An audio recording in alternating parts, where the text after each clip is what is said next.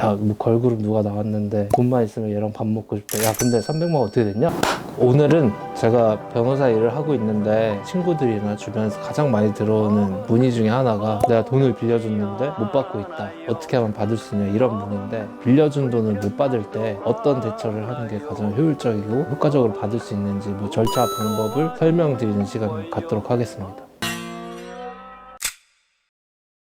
처음으로 드릴 얘기는 그 못 받은 돈을 이제 법적으로 해결할 때 지급 명령을 하는 게 좋은지 민사 소송을 제기하는 게 좋은지 뭐가 난지 좀 일단 설명을 드릴게요. 지급 명령은 일단 장점이 있어요. 뭐 내가 신청서만 제출한 걸 가지고 판사님이 읽어보고 바로 결정을 내리기 때문에 제가 법원에 갈 필요가 없죠. 그래서 이제 지급 명령을 하는 게 좋다 이런 얘기를 많이 들어보셨을 텐데 그게 꼭 좋은 게 아닌 이유를 좀 설명을 드리면, 지급 명령이 나왔어도 채무자가 그걸 받고 나서 이의 제기를 하는 순간 결국에는 소송을 해야 돼요. 그렇게 되면 지급 명령이 이제 뭐 신청하면 이틀 만에 나오는 건 아니거든요. 지급 명령도 신청서를 넣고 결과가 나올 때까지 한두 달의 시간이 걸려요. 근데 결국에 소송을 해야 된다고 하면 처음에 그냥 소송했으면 되는데 괜히 지급 명령을 해서 한두 달 시간이 길어지는 거죠. 지급 명령 신청한 게 오히려 비효율적이 될 수 있어요. 그런 경우가 있을 수 있고, 두 번째는 상대방이 지급 명령 결정문을 송달받지 못하면 그것도 결국에는 소송을 할 수밖에 없게 되는 일이 있어요. 보통 돈 조금 꺼간 사람들이 여기저기 옮겨 다니고 주소지가 명확하지 않은 경우가 있어서 채무자의 주소지를 알지 못할 때 공시송달이라는 절차를 못 밟아요.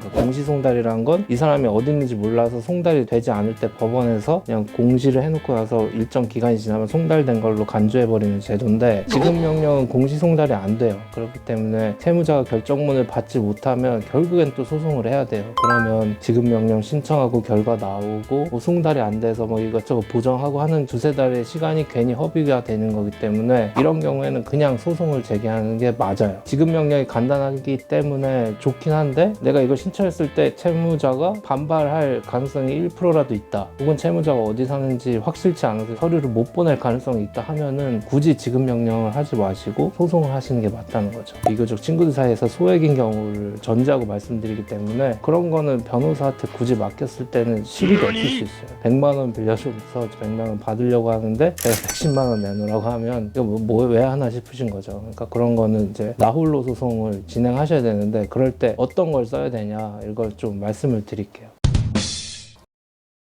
저한테도 친구들이 뭐 연락이 와서 못 받은 돈이 있는데 어떡하냐 할 때 차용증이 쓰여져 있는 경우는 거의 없죠. 그러면 몇 가지 증거를 내야 되는데, 그 중에 이제 제일 중요한 거는 이체 기록이에요. 내가 이 사람한테 돈을 보낸 기록이죠. 현금으로 줬다고 하면은 두 분 사이에서 나눈 대화가 있을 거 아니야. 나 100만 원만 꺼줄래? 오케이, 내가 딱 갖다 줄게 해서 뭐 주고 받았다는 걸 인정할 만한 대화가 오갔다면 그거라도 내야 돼. 근데 소송할 때 언제 갚기로 했는데 그 기한이 도래했는데 안 갚는다는 것까지 입증을 해야 되거든요. 상황 좀 나아지면 갚을게 이렇게 얘기했을 수도 있고, 8월 30일까지 갚을게 라고 했을 수도 있고, 뭐 여러 가지 가능성이 있는데 제일 편한 건 이런 날짜가 확정됐을 때예요. 그러면 그 날짜가 지났으면 난 청구를 할 수 있는 거예요. 그래서 카톡 대화상에 내가 뭐 8월 30일까지 갚을게 라고 했으면 8월 30일이 변제기인 거라서 그 일이 지났으면 청구를 할 수 있죠. 시험 붙으면 꼭 갚을게 이런 얘기를 했다 쳐요. 그러면 공부를 영 하질 않아서 성취될 가능성이 없어도 이행기가 도래한다는 게 판례이기 때문에 숫자에 이렇게 써야겠죠. 이 사람이 시험을 붙으면 갚겠다고 했는데 뭐 2년이 지나도 붙을 가능성 보이지 않고 공부도 안 하고 있어서 이행기는 도래한 걸로 보인다, 이렇게 해서 청구를 하셔야 되고요. 그냥 냅다 빌려주고 언젠가 갚을게 하고 아무런 조건도 없고 아무런 날짜도 안 정했다 이러면, 기한을 정하지 않은 경우에는 이행 청구를 했을 때부터 변제가 도래한다, 이게 법조문에 있기 때문에 그 소장에 써야 돼요. 정확히 약정한 건 없는데 이 소장으로서 빨리 갚으라고 이행 청구를 합니다 라고 소장에 쓰셔야 변제가 도래한 걸로 처리해서 받으실 수 있죠.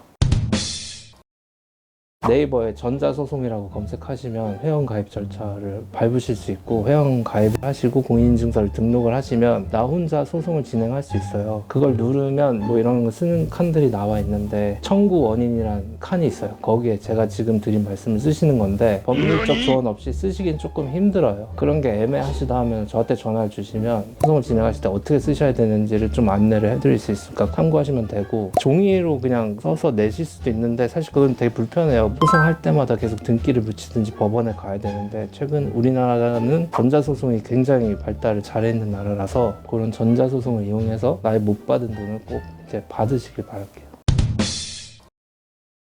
얘랑 통화한 것도 녹음한 것도 없고 빌려주고 갚겠다는 말만 나는 경우에는 두 가지 방법을 쓰시면 돼요. 300만 원은 어떻게 됐냐, 이게 준비됐냐, 이런 카톡 한번 보내시는 거예요. 근데 그걸 뭐 3개월간 아무 말도 없다 갑자기 그거 보내면 아, 얘가 증거 남기려고 하나 보다 라고 눈치챌 수도 있어요. 그러니까 약간 일상적인 얘기를 주고받으신 거죠. 야, 뭐 걸그룹 누가 나왔는데 돈만 있으면 얘랑 밥 먹고 있대. 야, 근데 300만 원 어떻게 됐냐, 이렇게 말을 꺼내시는 거죠. 그러면 빨리 언제 갚을게 이런 말이 오가면 증거를 만드시는 경우가 있을 수 있고, 두 번째는 뭐 통화를 하실 때 아이폰은 통화 녹음이 안 된다고 하는데 3땡폰을 쓰고 있다 하시면 그냥 통화를 하면서 통화 녹음을 키세요. 야, 어제 나 굴 먹고 체해서 막 배 아프고 그랬는데 막 굴 조심해라, 이런 일상적인 얘기를 하시다가 물 먹고 싶은데 요즘 나 돈도 없는데 아 맞다, 너 그 돈 언제 갚을 거야, 이렇게 말씀 꺼내시는 거죠. 빨리 갚을게 이런 취지로 녹음을 하시는 거죠. 그 녹음한 거를 녹취해 주시는 사무실들이 있어요. 거기에 이렇게 그 파일을 보내면 문서 형태로 작성해 주시는 분들이 있는데, 그렇게 해서 녹취록을 증거를 제출해서 청구하실 수도 있다. 이런 걸 좀 참고하시면 되겠습니다.